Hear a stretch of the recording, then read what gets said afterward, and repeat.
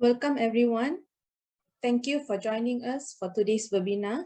My name is Hema from Center for Corporate and Community Development, University Tunku Abdul Rahman, Utah.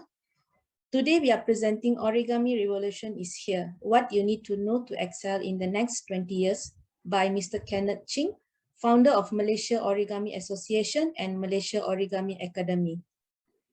If you have any questions, please type them into the chat box in your Zoom control panel. I will bring them up during the Q&A session at the end of this webinar. For Utah students and staff, please sign in and sign out in the link posted in the same chat box in your Zoom control panel. Now, without further delay, let us turn the time over to Mr. Kenneth Ching. Thank you, Hema. Yeah. Good afternoon, all. So let me quickly share my slide and I'll put it into a slideshow mode. All right, so thank you to Hema and also to the organizing committee of MMLM and Kuala Lumpur Engineering Science Fair for inviting me to conduct this webinar. This is the 7th year I have been presenting and participating in MMLM and Kuala Lumpur Engineering Science Fair. All right, today's webinar's topic is Origami Revolution is Here. And what do you need to know to excel in the next 20 years? So before I start, let me show you a very short video to kickstart the whole webinar. So let me just go to the next page. Plants and animals have evolved within these rules.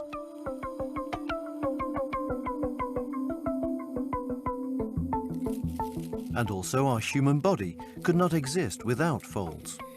In fact, life in general depends on the folding structure of our DNA and proteins. Engineers and designers now want to adapt the same laws of folding to conquer space or shape the world around us.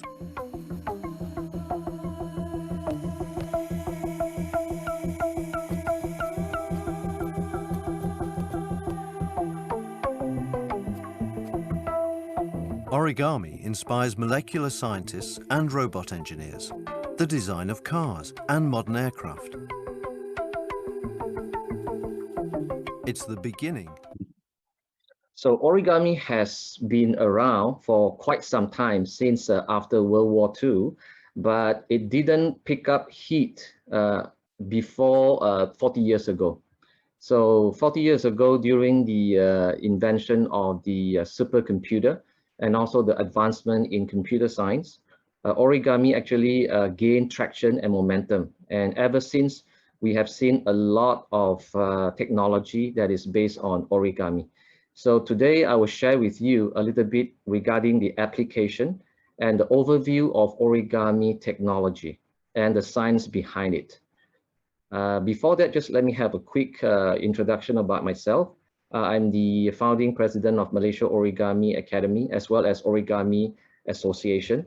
And I've started the Malaysia Origami movement back in 2016. And ever since then, the movement has gained momentum. And as you can see from the photo that we have received the recognition from Japan Ambassador in Malaysia, and also Japan Foundation in helping to promote the science and art of origami. And also we have the honor of receiving Japan Cultural Envoy, Dr. Jumitani, right before the pandemic back in 2019.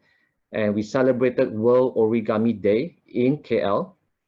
And also we have received the support from our JKKN in terms to propel the Pergerakan Seni dan Sains Lipatan Kertas Malaysia forward. All right, in fact, in August, we will be having a virtual exhibition together with the UNESCO Heritage, as well as a couple of Southeast Asian countries. All right, just to share with you very quickly, the word origami is actually a Japanese word. It means the art of paper folding. And this has to be from a single uncut sheet and also unglued sheet. So you start with one piece of paper. The shape can be of any shape, from the moment you start folding until the moment you finish folding the whole model, it has to be without cutting and without gluing. Then it's qualified for the word origami.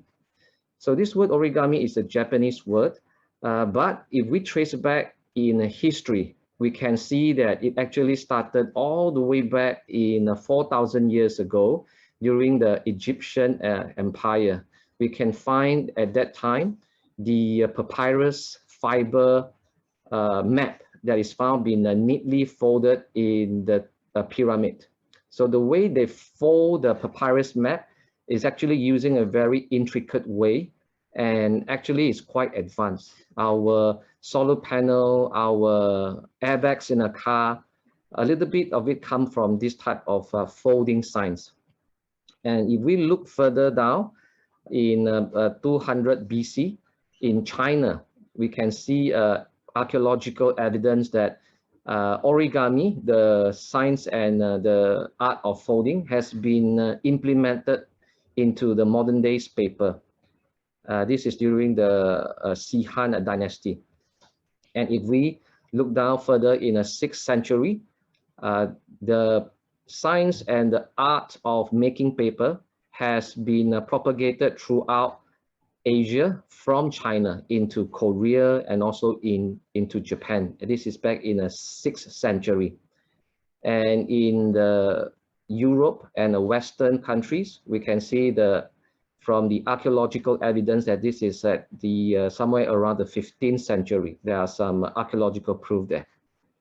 And if we take a look at the 90s, we start to see the advent of mathematical origami and also the application of software to help in the advancement of the origami creation. All right. So next, if we take a look into documented proof on the direction and instruction of how to make origami, it can be traced back to the late 18th century in Japan. And you can see from your screen, these are the documented techniques how to make a crane and also to make a multiple connected crane by cutting the paper prior to the folding. So you can see from the 2nd, 3rd, and the 4th photo, they are all origami because from the moment they start to fold until it is finished, there is no cutting involved. So meaning that you can cut whatever shape, you can do whatever cutting right before the start of the folding. So technically speaking, this is still origami. All right. And the whole concept about origami is about crease pattern. Crease pattern is a 2-dimensional equivalent of the folded 3-dimensional shape. So if you take any folded origami and then you carefully unfold the origami and you carefully trace out all the folding lines that we call creases, you can actually see the shape or the pattern that you are seeing on the left-hand side. So you can see the first example is the crane and the 2-dimensional representation of it, as well as a spider, a tarantula, and also the representation in crease pattern. And you can see, of course, the complexity is different. And of course, in order to design such a complex form, a lot of mathematical theory and also techniques need to be employed. So that is the whole gist about origami. And just to share with you a little bit about the design concept, if you have one piece of paper and you want to fold an object, say, for example, in this case, a beetle. So how do you go about doing that? Of course, you can go by trial and error. You can keep on doing it many times until you find a way. And that could be a very tedious way for most of us. So let me share with you, this is from Dr. Robert J. Lang from his book. This is a very simple design process in origami to give you an idea of how origami artists like myself and many more in Malaysia are adopting, all right? The process involves, of course, identifying the subject. And also, we need to go and draw the skeletal frame of the object or the subject. So in this case, you can see the tree diagram. So we will draw a tree diagram onto a piece of paper. Now the paper can be of any shape, all right? It doesn't have to be square. So assuming that we take square paper in this case, all right, to make the whole thing easier to explain. And then after we have drawn the tree diagram onto the paper, the next step, we need to fold the paper into a base that we call a base that somehow look like a beetle. And after we have obtained the base, we can just do a little bit of shaping so that it becomes as closely related to the subject as possible. So as you can see in this process, from the subject to the tree diagram is actually quite easy, all right? And in order to develop or fold the paper into the base, now that is hard. It took me more than 30 years to master that. So this is the gist of origami design process, so that you have a good idea of how a lot of origami shapes has been invented. All right. So when we touch and mention about base in origami, there are some of the bases that are very common, some of the bases that are more advanced one. So over here, I have listed 5 commonly encountered bases in origami. They are fish base, water bomb base, preliminary base, bird base, and frog base. Some of you might be quite familiar with some of the bases, as if you have a little bit of folding experience. So now if I am to ask you to imagine for a while, what would be the 2-dimensional crease pattern be for all these 5 types of bases? Now, can you visualize them? All right, of course, the simple way is to fold it and unfold it and to trace with pen all the folding lines. All right, now if you want to do it mentally, it actually requires a lot of geometric spatial visualization and spatial reasoning skills. So that has benefit in a pedagogical field, which is in the educational field. So let me show you in this case the corresponding 2-dimensional crease pattern. The blue color is actually representing a valley fold that is going into the surface of the paper. And the red color lines are mountain fold, which is popping up from the surface of the paper. So if you follow this type of shape and you fold it, you fold the paper, you will get the corresponding base. And right now, there's the whole concept behind origami. Okay, so if you take a look at the next page, these are all the architecture that is utilizing origami design methodology. And at the time of speaking, we have close to about 5,800 structures around the world that were built using an origami methodology. All right, so you can see some of the example here. And if we are to take a look at some of the prominent origami structure, this is one of the most famous origami structure. This is the world's largest origami sun-responsive facade shades. It has over 2,000 origami kinetic solar panel. Now, why it is kinetic? Let me show you a very short video for you to take a look at this. The 2,000 panels that cover each building were inspired by the tradition. Adjusting that design to make it as efficient as possible for the climate in Abu Dhabi. Origami was one of the tools that we were using when we were developing the design for the Mashrabiyah. And the research and development guys and the designers were always testing different shapes and forms of the Mashrabiyah to make sure they would unfold precisely and all link together. And working in harmony with the building's other green credentials, these sunscreens can limit the amount of CO2 emissions by 1,750 tons a year. Currently, we're seeing maybe 50 to 60% reduced air conditioning loads required for this building. It means that we're able to use a lighter tint to the glass, and that gives us more daylight into the building, makes the building a more pleasant environment on the inside. So even as the heat rises, this is one building that welcomes its place in the sun. Right, so this is a short video to show you the Alba Towers in Abu Dhabi that is using the origami kinetic solar panel. All right, So let me just check the checkbox. Okay. So if you have any question, you can just enter into the checkbox. I will be checking the chat box. All right. If you like me to repeat a certain video or repeat a certain information, please let me know. All right. This is a highly interactive session. Right. Let me go to the next slide.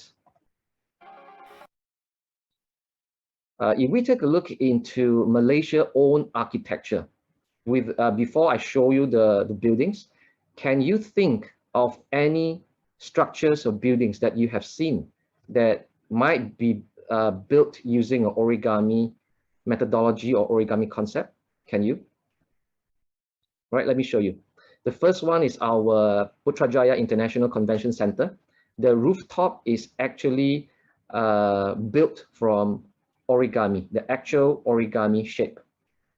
And the second one is the all famous Sephora building just opposite of Pavilion KL. This is one of the very famous one that has received a lot of attention from overseas tourists. Some of you said Parliament, yes. Some of the part of the Parliament, yes, they are using the tessellation technique, which is a good point that you raised. And the third one is actually the Menara Shell, the Shell headquarters in Jalan Sambatan in KL. I have just conducted the corporate training for them 4 years ago. So that building is actually been designed from an origami shape.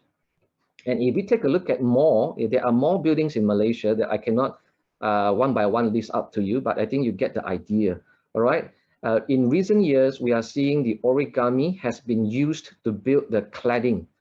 The outer layer, you have this steel structure or the aluminum structure that is built from origami tessellation. So you can see the building, the outer layer of the building, we call this the cladding, all right, the metal cladding. They are all utilizing the tessellation methodology in origami.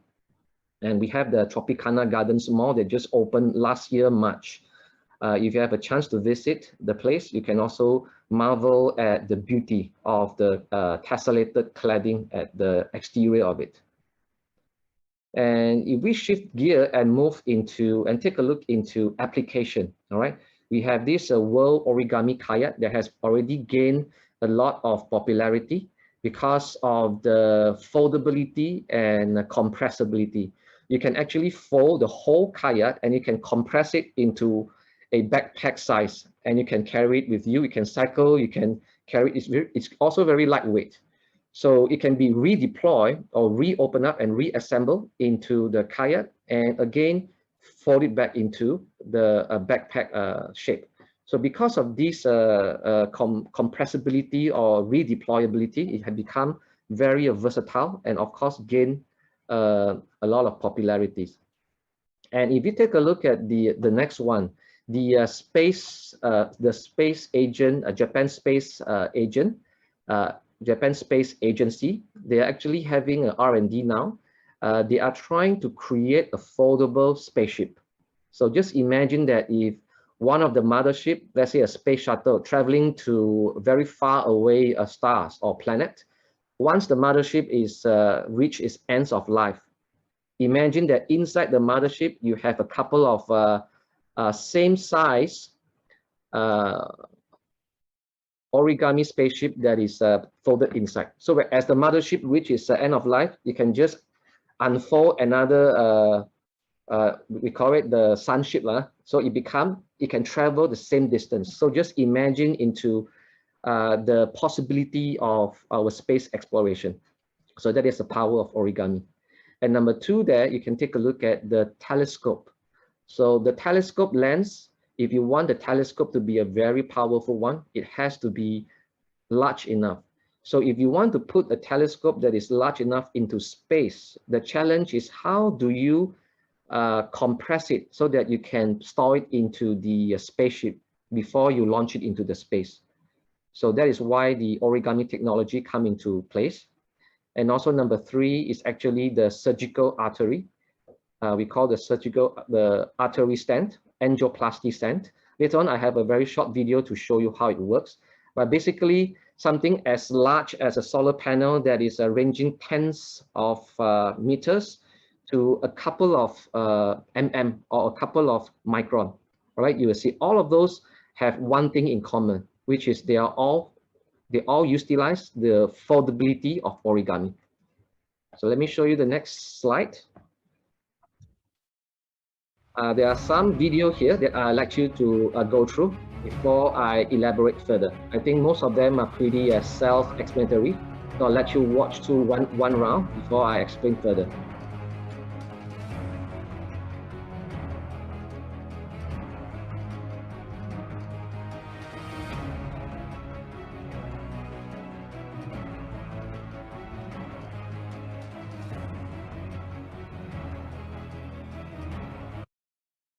All right, so let me just hold on.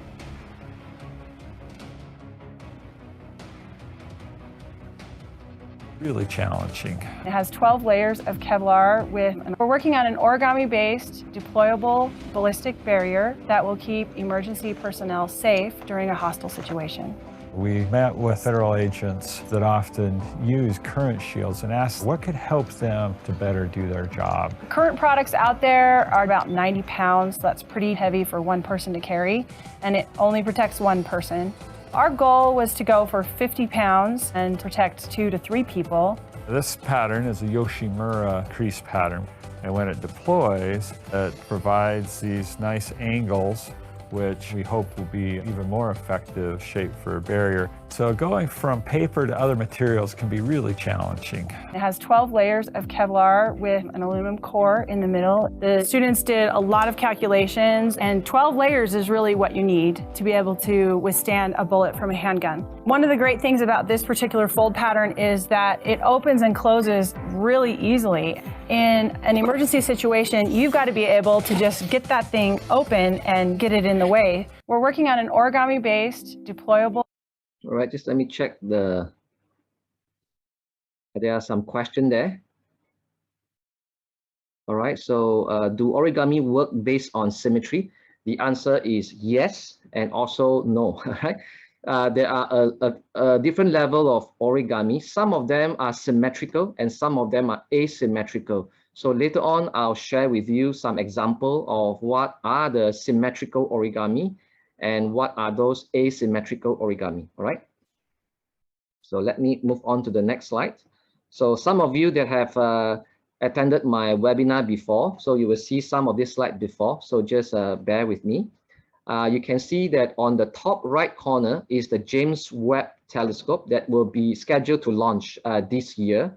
It's going to be 20 times more powerful than Hubble telescope. It actually uses 60 type of origami patented technology.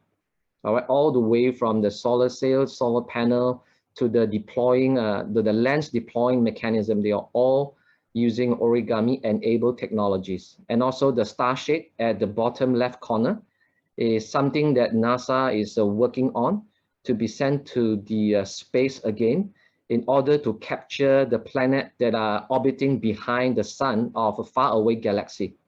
So all these are not possible without origami. So next, I'll let you listen to this video first. Mechanisms that make it possible to make complex machines that integrate onto surfaces to be very compact, but now can deploy and do complex things. A developable mechanism can reside in a curved surface. So it's kind of hidden in there. And then when I actuate it, boom, it comes out of the surface. So one example might be things that reside on Iron Man's suit. For instance, on his arm, there's some kind of covering there. That's a developable surface. And if there's a mechanism that comes out of that, does something cool, comes back in, that's a developable mechanism.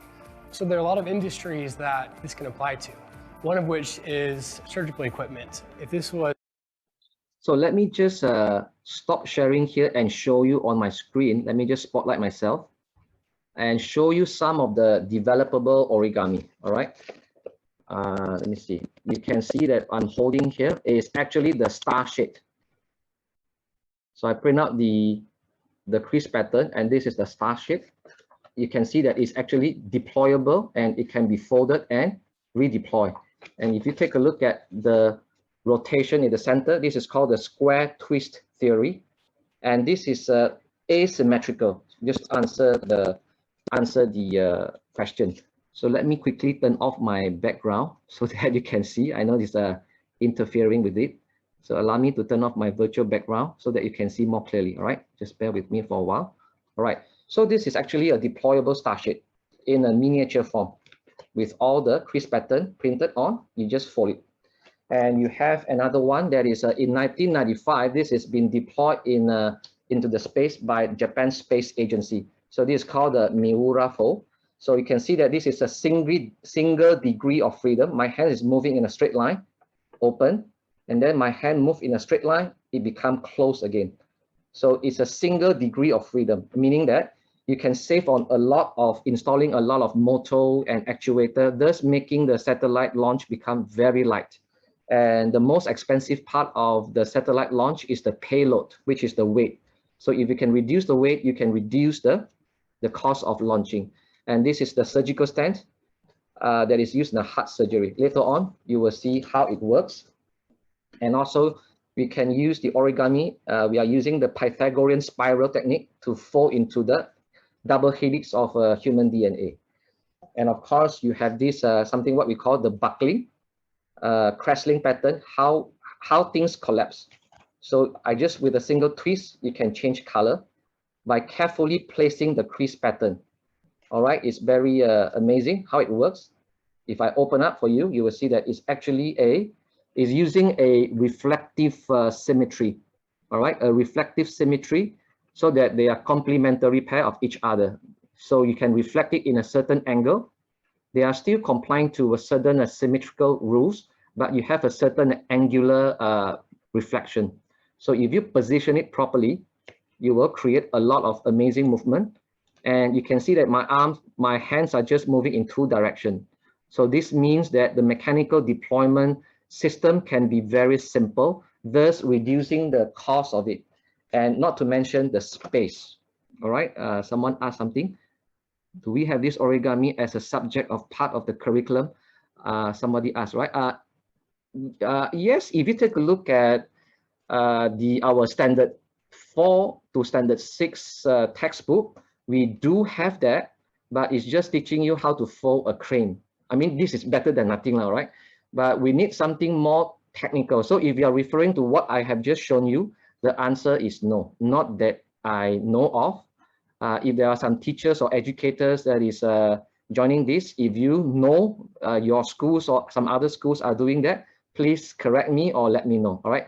Somehow, up to this point of time, I've I think taught in more than 180 schools already. Not only schools, universities. I have not seen any learning institution, including international schools, that are doing that. All right. So let me go back to the slide now. Next, I'll let you take a look at the engineering portion. And this one that just now you are watching halfway. Developable mechanism. Let me just fast forward so that you can see from this onwards. That's a developable mechanism.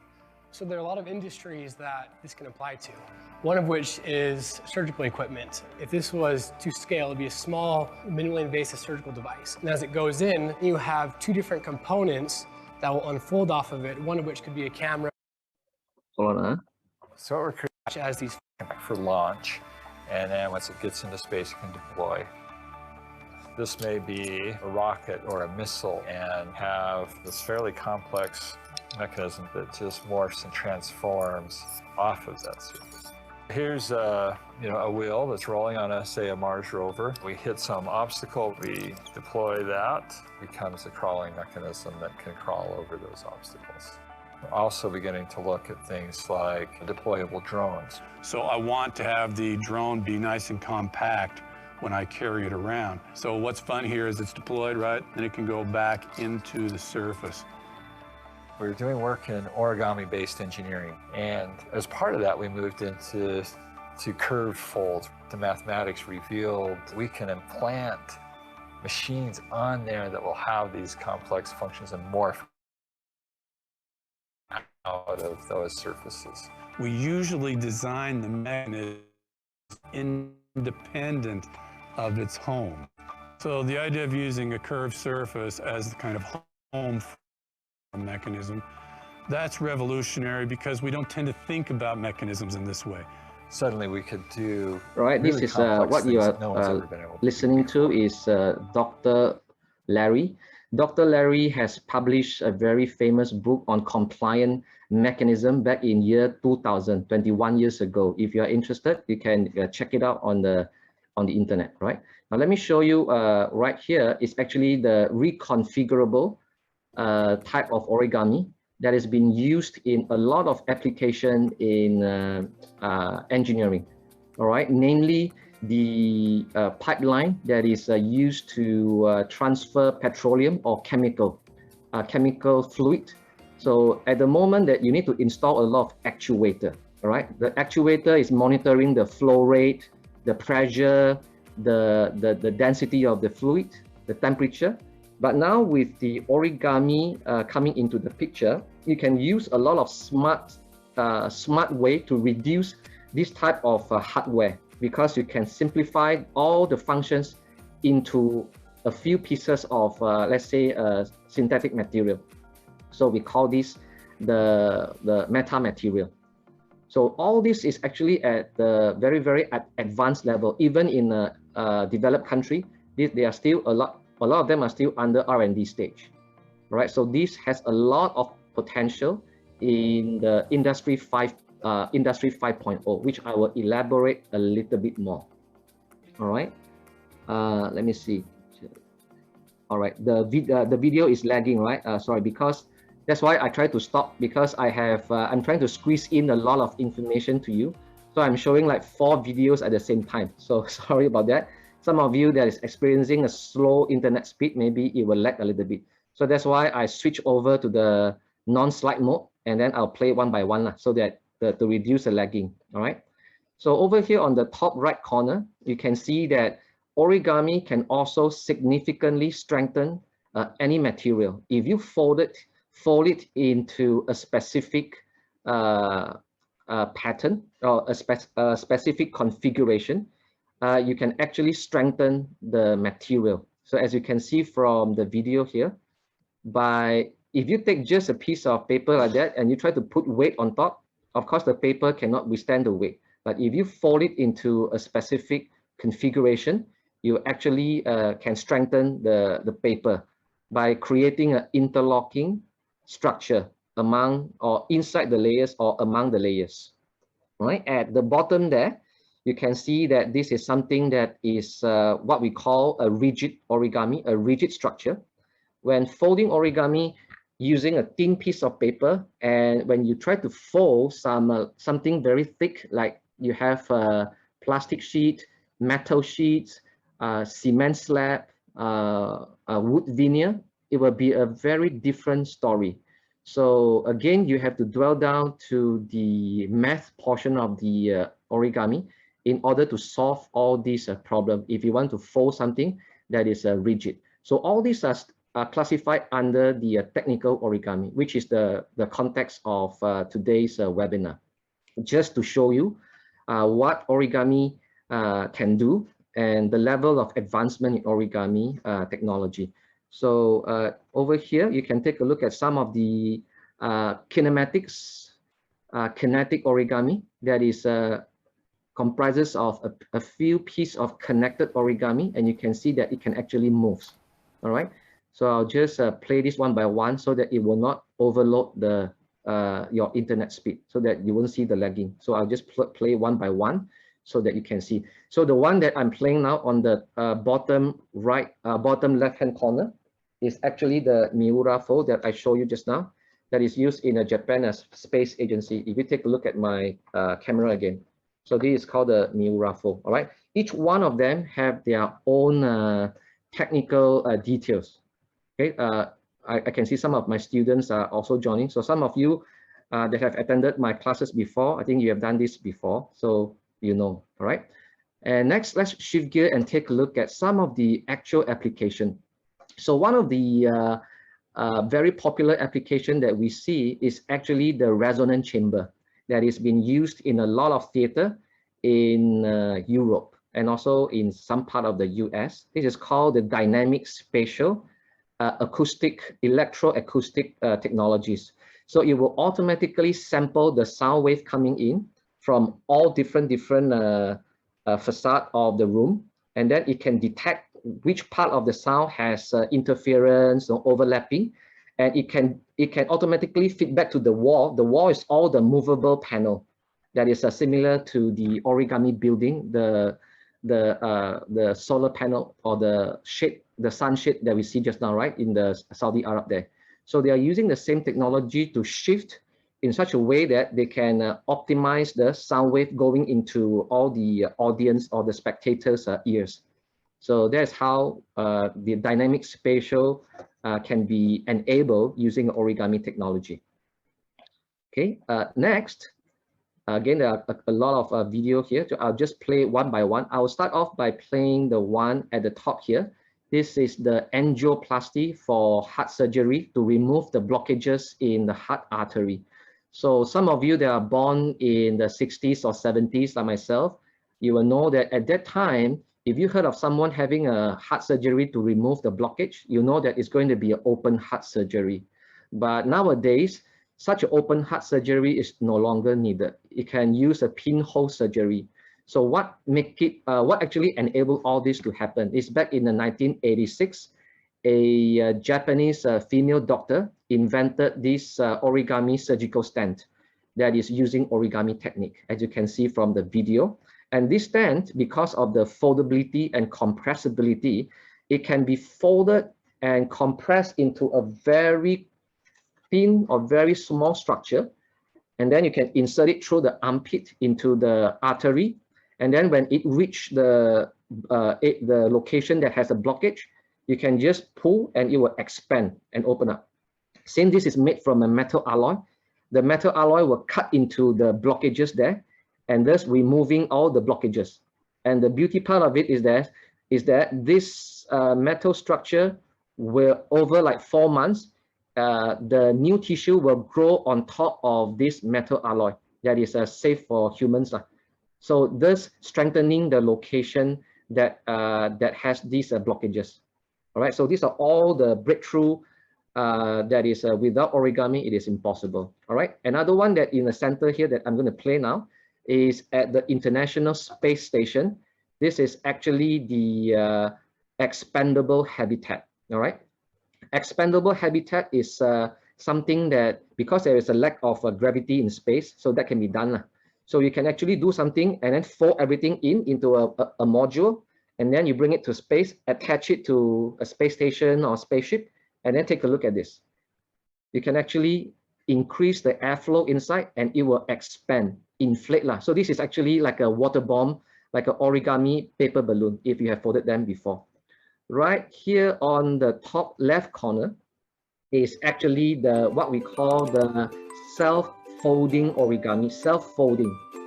And if you can think of the application right now, as we are talking, all the major fashion company in the world, all right, Versace, H&M, Giornado, all of them, every one of them are trying to race towards this.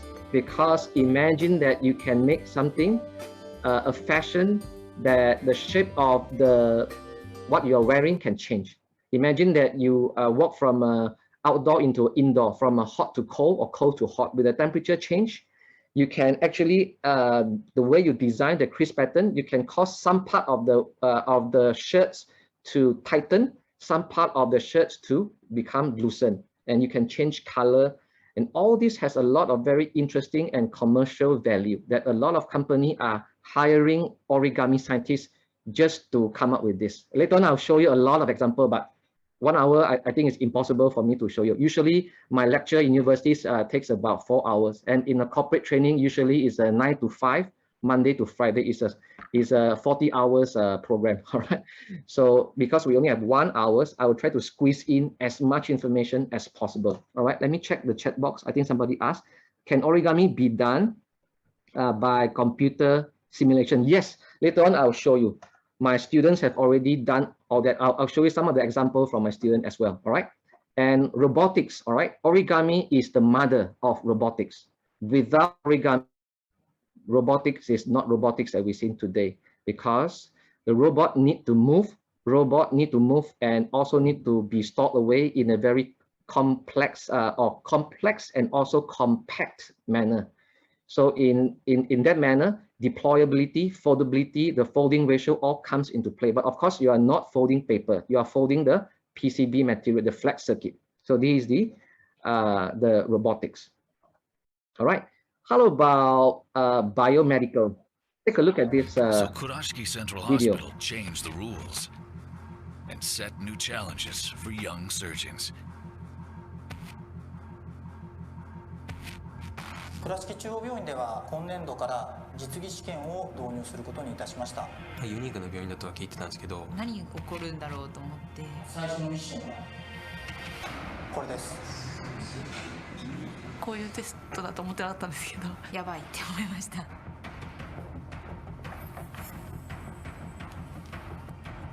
卓上のライトをつけてください。始めてください。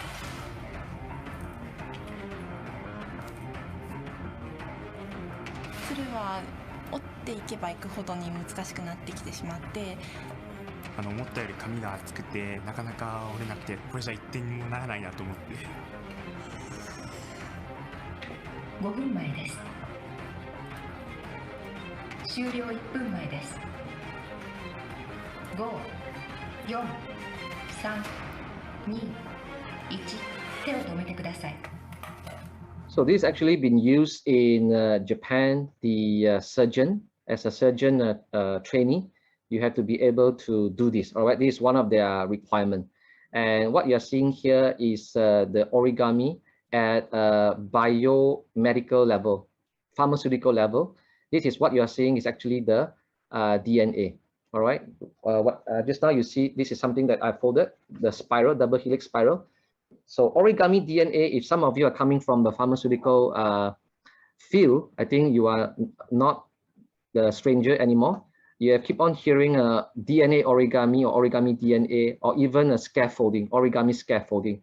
All right, so let me turn on onto the lid, a molecule that acts as a sensor and could detect things like cancer cells to make sure drugs are released in the right place. Scientists are developing DNA structures whose movements can be precisely controlled. And if you combine this machinery with things like sensors and circuits, you're well on the way to a nano robot, all made from DNA. All right, as you know that all the proteins, all the polymer, they all fold. All right, at the microscopic level, they are all involving a folding process. So if you can control the folding process, what does it mean? It means that you can come up with a lot of breakthrough. And you can see that here is actually the human DNA. Just excuse me for doing this, because I know that some of you are complaining if I put into slideshow, I'm playing 4 videos at the same time. So I think the video will become very slow down. All right, so I'll just show you one by one. It's easier. So these are all the actual advancement in pharmaceutical, and these are all built by controlling the folding, all right, the folding nature of the molecules or the cluster that you want to do. And in the US, the FDA has already approved this. It's something that you can swallow, and you can safely remove button battery from the stomach. Elsewhere have developed a tiny origami robot that can unfold itself from a swallowed capsule to complete specific tasks within the body. The robot can remove foreign objects, it can patch wounds, or it can deliver medicine at designated locations. This new ingestible robot builds on the team's previous work on mini origami robots. However, the design of its body is significantly different. The challenge with designing an ingestible robot is finding biocompatible materials that are easy to be controlled and amenable to the types of operations that are needed from the robot. To address this challenge, the researchers tested about a dozen different possibilities for the structural material before settling on a type of dried pig intestine used in sausage casings. To demonstrate how the robot works, the researchers folded the structure into a capsule made of ice. The ice capsule travels down the esophagus into the stomach, where the ice melts away and the robot unfolds to its functional form. At this point, the robot can be controlled by an external magnetic field to do work, such as the removal of a foreign object from the body. For example, every year, 3,500 swallowed button batteries are reported in the US alone. The tiny batteries are digested normally, but if they come into prolonged contact with the tissue of the esophagus or the stomach, the batteries can burn the tissue and become embedded. Now, using the team's new robot, the battery could be removed without surgery. All right, so this is, I think you get the idea. So there's a question from the participant. Do you know if there are any origami tech research implemented in Malaysia? So if you're talking about implemented at the industrial level, the answer is yes. But the level of complexity, of course, cannot compare to developed country because I'm actively tracking the IP filed by Malaysia under the topic of origami. Based on my tracking, the latest one that I checked back in April, we have 13 theses being published, and we have about 7 IP being filed.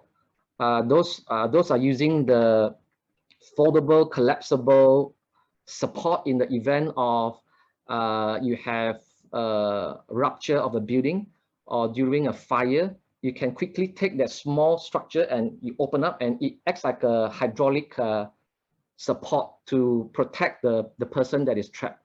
So again, I mean, the application is one thing, and also how useful of that technology is another.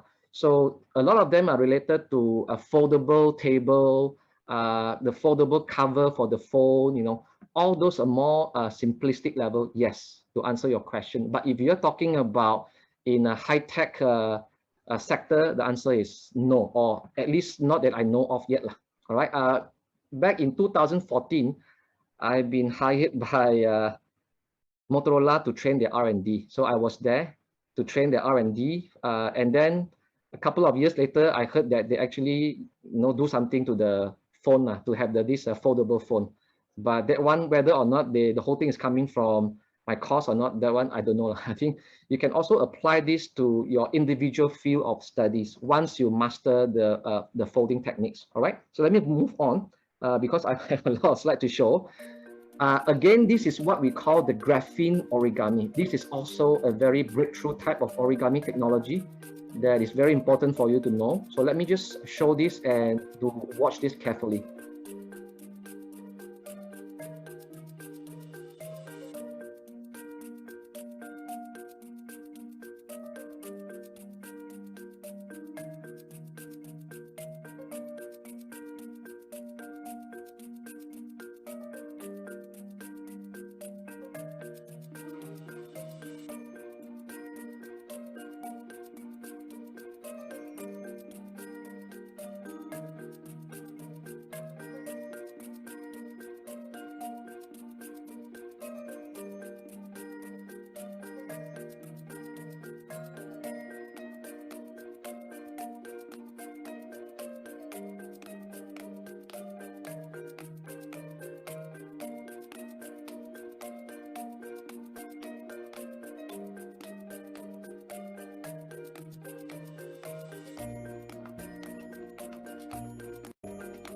So all this graphene origami is actually used to build nano robots.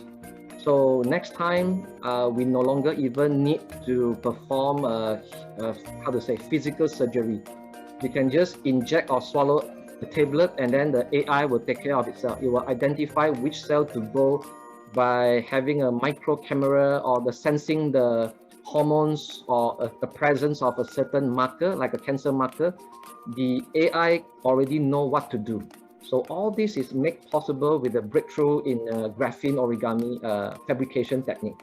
So I think today it's impossible to cover all that. I think what you need to know is that the keyword for you, because a lot of information, they are all available on the internet, but you do not know what keyword to search. So the objective of this short webinar is to make you aware of the advancement of origami technology and the keyword. So jot down the keyword so that you can do a deeper level of research and find out more. There are a lot of theses published up there. Just in my computer, I have about 400 over theses, all right? It's a technical document explaining all those technology, how it works. Okay, is there any course for primary school student that can let them have a basic? Yes, the only place outside of Japan that has this course is only in Malaysia, Origami Academy. Singapore, Thailand, Indonesia, no, none of these countries have it. Origami Academy is the first and only Origami Academy outside of Japan and China. Of course, China is top now. Okay, so later on I will share with you a little bit on how we break down the courses. All right, so let me just go on with the slide first. If you take a look at the next one. One of the reasons the medical industry is interested in origami is in a medical field. That are smaller. How origami can make the medical instrument to become smaller and smaller. Think about the devices. Origami is often useful in medicine for much reason that it's useful in space. If you have something that is flat and sheet-like, but you want to get it into the body, you want it to go in through as small a hole as possible. Doctors are always looking for some kind of way to be less invasive or to be more precise, or perhaps to do surgeries that require more precision, maybe working with nerves or something that is very small. BYU has recently entered into an agreement with Intuitive Surgical Incorporated to license patents on devices that have been developed in our lab. Intuitive Surgical is a company that makes the Da Vinci robot that does surgeries robotically. Here we can see one of their current devices that's used to grasp things or to hold a needle to do suturing. The initial inspiration for the grasping device that we worked on was an origami pattern that people commonly call chompers. Here is a large-scale prototype that was based on some origami ideas of reducing the part count. So you can see that here we just have this 3D printed plastic, and here we've actually moved to 3D printed stainless steel, and we were able to make the parts at this 4mm scale. 3D printing allows us to experiment with a shape or prototype very quickly. I can have an idea from the computer to the 3D printer and into our lab for a look in less than a day. We have about a third or a fourth of the number of parts of a current device. So many fewer parts, and the parts we have, the complexity of the parts is lower. Our big idea is that we can make things smaller and smaller by using inspiration of things like origami that are very simple. So instead of trying to make that complexity smaller and smaller, we're going for simplicity early. These new devices that we've created to enable robotic surgery at smaller scales and to be less invasive, we really feel like are going to make a big difference. Right. So what he's mentioning, he's referring to is actually, if some of you are from the medical field, a surgeon or doctors, I think you would know the latest technology for retina in the eye, the retina implant is actually using, I don't have it with me, something that is similar to this that you are looking at. If you look into my camera, this is similar to the deployment of the Starship, but a little bit different folding shape so that you can collapse it in a very small dot and you can insert it into the eyes, and then it will go all the way to the retina, and then you can open up and deploy the structure there. So if you are a surgeon, then you would know what I'm talking about. And also the cartilage. Right now we have a lot of artificial cartilage for the interjoint of the bone. All right, when old people, the cartilage dry up when they walk, it's quite hurt at the joint. So now already have the origami cartilage that you will fold into origami and maintain the spring-like nature of it, so that when they walk, the cushioning of the origami crease pattern there will emulate the natural cartilage. So all these are impossible without origami. So let me show you again this very important video on micro and nano robots. These are the legs of a tiny army of robots. So small they are dwarfed by a single-celled paramecium. 50 years of development in microelectronics have given us a fantastic array of tiny computer systems. But that is only half the puzzle. A robot also needs to move. And now, researchers have created a brand new type of actuator which can do it, giving the tiny brains some brawn. Up until now, making moving parts at the micron scale has proven tricky. Conventional designs often don't function very well when they are that small, while others work but rely on mechanisms like magnetism which can't be easily integrated into existing electronic systems. But the new design, called a surface electrochemical actuator, can be fabricated using similar processes to those used to produce microchips. That means the tiny legs can be added directly to the devices that control them. To make the legs, a 7 nanometer thick sheet of platinum is coated on one side with an inactive material like graphene.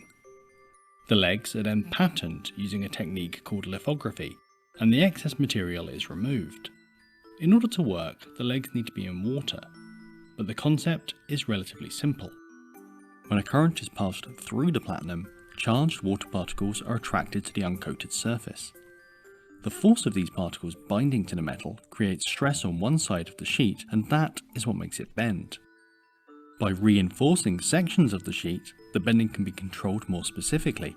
So this is where the origami crease pattern methodology comes in.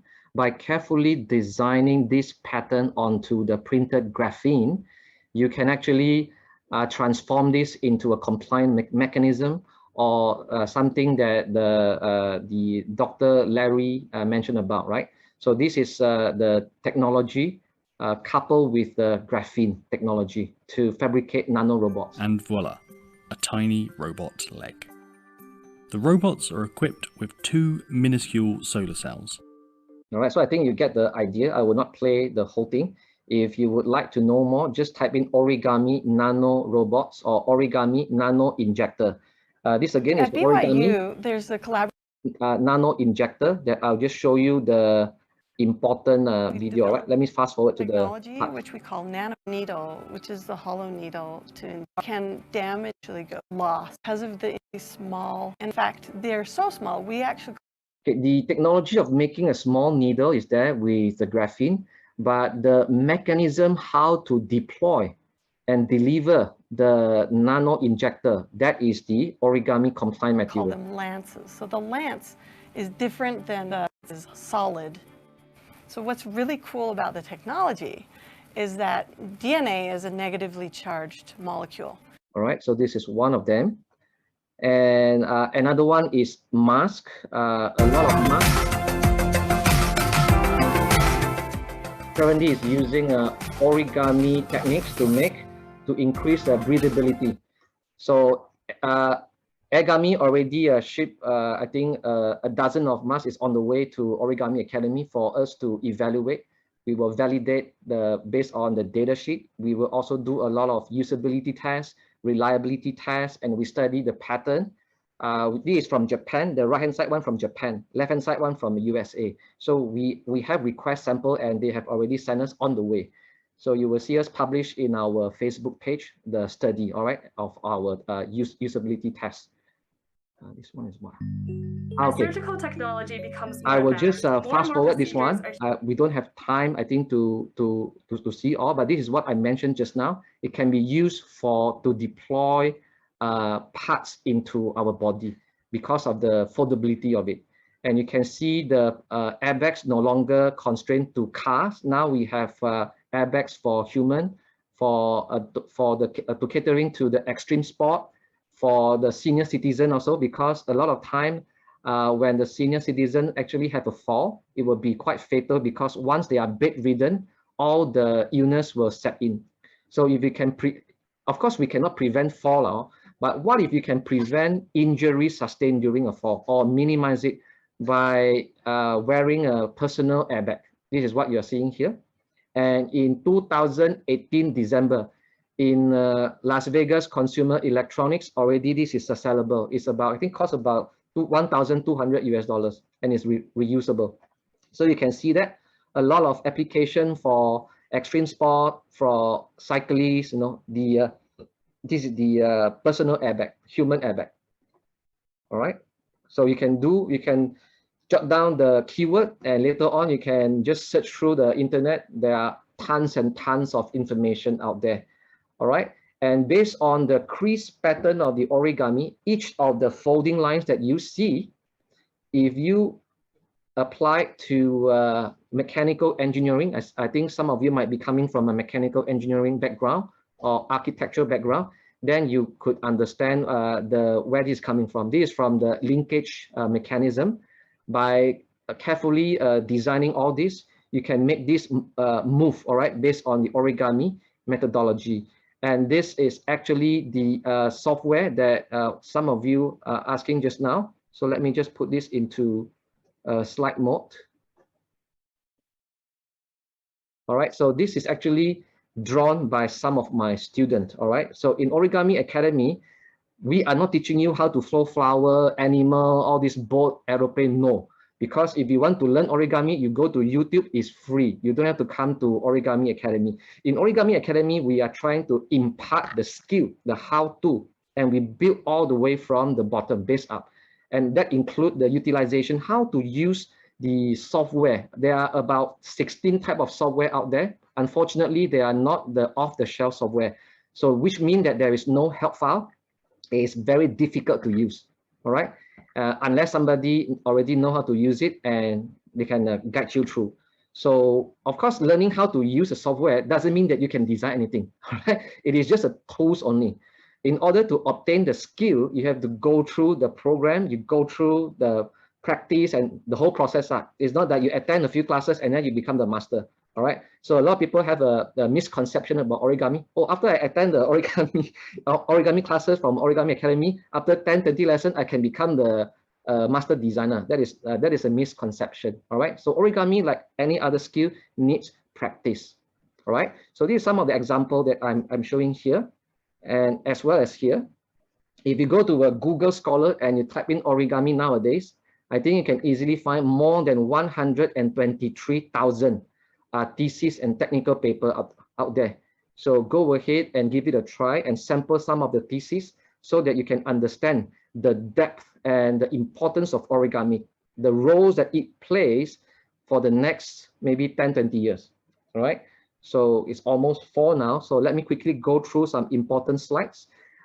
This is regarding Industry 5.0. As you can see from Industry Revolution 1.0 until 4.0, it is gradually becoming shorter and shorter. And as we are moving to Industry 5.0, if we take a look at the 8 main categories, of course, now in Industry 5.0, Chinese word become the major one, English word become the smaller one, because a lot of the paper published that is regarding the technology of Industry 5.0, most of them are coming from China. So meaning that knowing to read Mandarin is very important, because the paper, the first-handed paper is published in Mandarin, all right? And then you need to wait for people to translate into English, and sometimes you have this translation loss. So for Industry 5.0, that's why you see I'm using the Mandarin word as a key one, because that is a fact if you take a look at all the technical paper, all right? And what I want to stress here is origami technologies actually play a very important role in the Industry 5.0. If you go to each one of these 8 categories and you study the technology that requires to enable them, you will come back to the folding science every now and then, all right?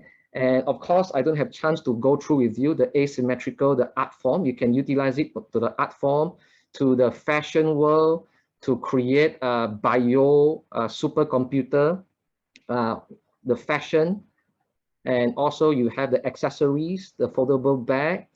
Again, fashion, tons of money can be made from there. Again, fashion, bags, accessories, all the foldable. And then you have a packaging design using an origami methodology to create packages that can customized. The keyword for Industry 5.0 is the highly customization using whatever we have in Industry 4.0, 3.0. So all this is actually interrelated with origami, and origami is the single most influential enabler. And you can see all the packaging, they are already moving towards the origami methodology. All right, and some of you just now asked about the programs. We actually have a very extensive program mapping all the way from preschool, primary school, secondary school to tertiary level. We also have a social transformation program to work with people with disabilities, handicapped people, inmates in a prison. We have rehabs people, addicts in a rehab, hospital, hotels, all sorts. All right, we have all sort of social transformation program, and the skill level is a breakdown to 9 levels. 1 to 3 is more to develop the. You can take a look at the right-hand side of the mapping there, motor skills and basic concepts. And then when you move on to level 4 to 6, we are more into application, because once you build your fundamentals strong already, you need to know how to associate and relate to make things, to create things, all right, to put this into practice. And at a tertiary level, we are developing creation. So we already have a handful of origami artists in Malaysia that are at the creation level. And some of them you might have seen already, like Origami Durian, Chongkat, Nosari, all these things. All right, you can go to Origami Academy Facebook page to find out more information if you like. And quickly, just to share with you, let me just turn off this and go back to the slide mode. Go on. I'm wrapping up already, Hema, so give me 2-3 minutes. All right, I know I always overuse my time, sorry. So just to share with you the origami movement in Malaysia, a lot of people ask me, how is it like?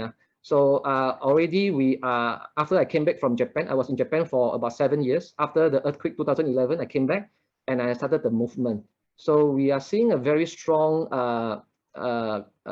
momentum coming from all the sector.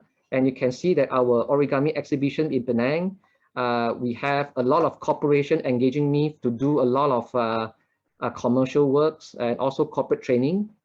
I've been this is the first time I actually attended as a participant back in 2015 for in a Kuala Lumpur Engineering Science Fair.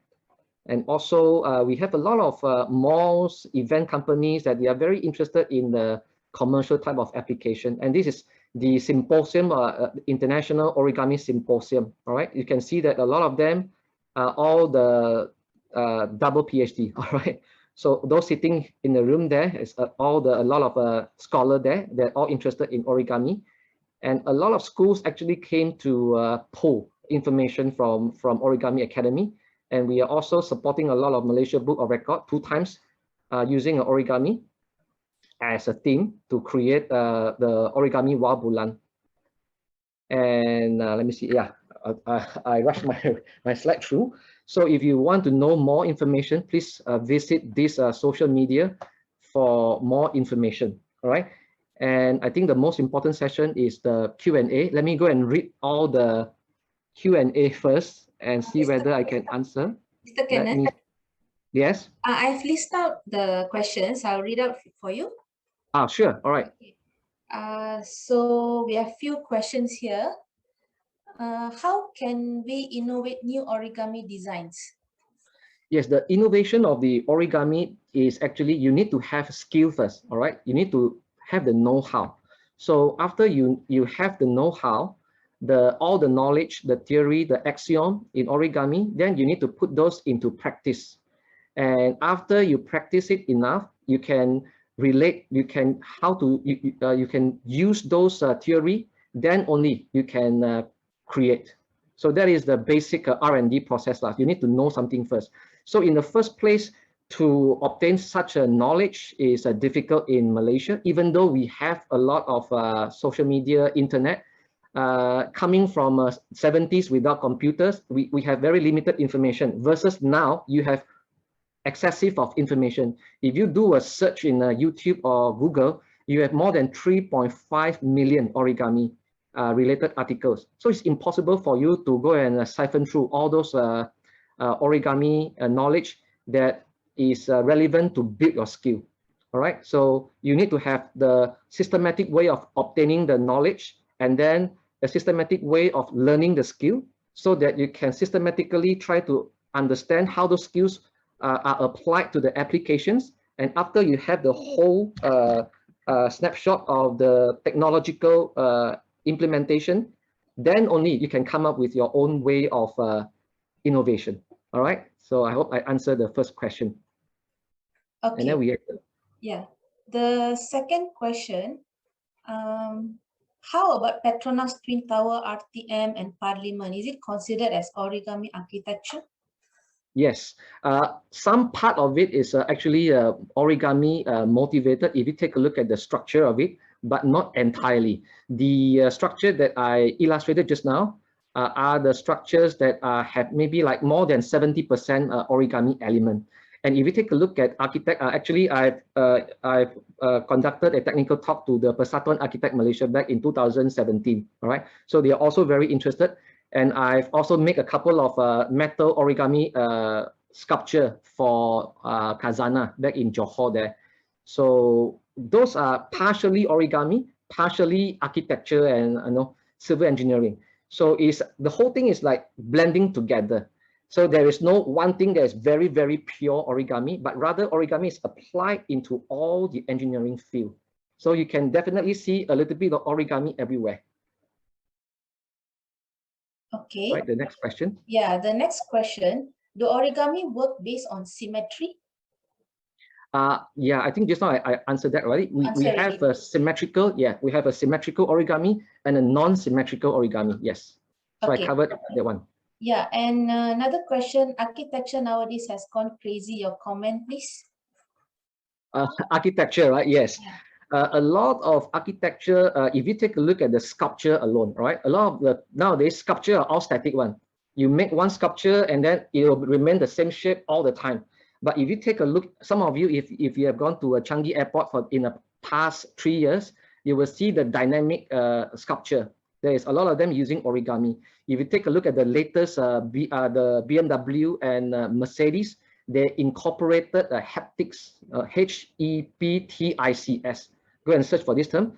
Haptics are origami enable miniature controller, so they can make the whole. They can change the aerodynamics of the structure as you move. Airplane, you go to take a look at the latest Mercedes-Benz, then you know already. And in architecture, of course, because of that nature, right? You can change the shape of the building to let's say to accommodate the wind blow direction or the sunlight that you have seen in the tower in Saudi Arab there.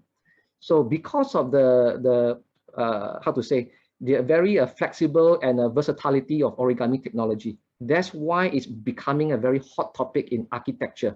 But of course, the know-how that is in the architecture community is still being developed. So I think it will have at least about 5 to 10 years before you see that become fully matured, and you will see like the whole new way we build already. Once the competency level in the architectural community reach that critical level, you will see this propagating across the world. All right. All right. Okay. Next question. Do we have this origami as a subject or part of the curriculum in Singapore? Just now you have mentioned in Malaysia. How about Singapore? Singapore, not that I know of. But of course, in the Singapore National Library, they do have, or they have like an origami corner there to promote origami. At the primary school and secondary school level, not that I know of, but I know that in the university level, tertiary level, yes. Singapore already has a couple, I think if I'm not mistaken, about a couple 20 over theses published already regarding origami. A lot of them are actually related to rigid origami and deployable structure, what we call the compliance mechanism. All right, so that portion is very hot topic. So in Singapore, yes, Nanyang University, I know a couple of them are quite famous. So they do have a lot of know-how built up in the tertiary level, yes. All right, okay. The last question, why do they use pig skin out of all materials? Because of the readily available and also the property materials of the pig skin. All right, because pig skin is easier to treat compared to like goat skin or chicken skin and so on, and also cheap and flexible. So the property materials that they can use as a test subject, but not necessarily they will use pig skin, because eventually they will be using a synthetic material that need to take care of the, how to say, people that have immunoallergic one. So they need to make sure that they utilize those type of synthetic material, because if you use pig skin, I think some of them maybe it will get contaminated, it will become degraded. So for a prototype, they are using the pig skin only. But I think when they want to implement this in a large scale, they need to resort to a synthetic material that is bio-safe lah. All right. Thank you, Mr. Kenneth. It looks like we have covered all of the questions. We would like to take group photos with everyone in this webinar. Please turn on your camera and stand by.